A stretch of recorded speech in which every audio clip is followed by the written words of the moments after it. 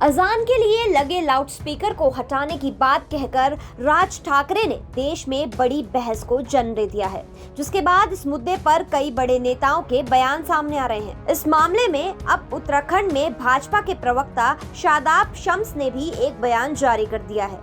शादाब शम्स ने खुले तौर पर अजान के वक्त लाउडस्पीकर को बंद करने का समर्थन किया है। भाजपा प्रवक्ता शादाब शम्स ने कहा कि रमजान का महीना चल रहा है। ये महीना हमें सब्र सिखाता है, भूख पर नियंत्रण, प्यास पर नियंत्रण सिखाता है, और अगर हमारे किसी काम से हमारे भाइयों का दिल दुखता है तो हमें उस काम को नहीं करना चाहिए। देखिए, अगर अजान की बात की जाए, रमज़ान का महीना चल रहा है और रमज़ान का महीना हमें सब्र सिखाता है, अपने ऊपर कंट्रोल सिखाता है। भूख पे कंट्रोल, प्यास पे कंट्रोल, गुस्से पे कंट्रोल। अगर कोई हमसे नफ़रत कर रहा है, कोई हम पे जुल्म कर रहा है, उसके ऊपर भी कंट्रोल।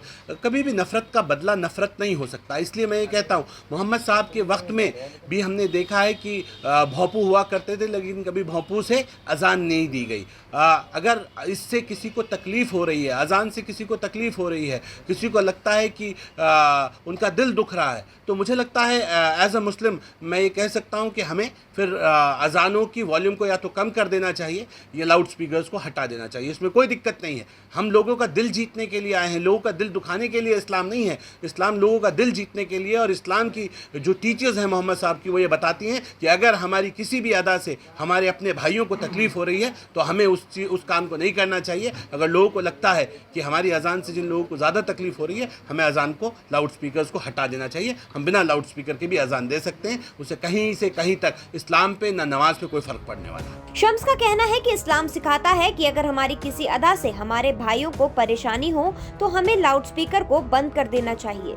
शादाब शम्स ने साफ किया कि लाउडस्पीकर को बंद कर देने से या उसकी आवाज कम कर देने से हमारी अजान पर या इस्लाम पर कोई फर्क नहीं पड़ने वाला है।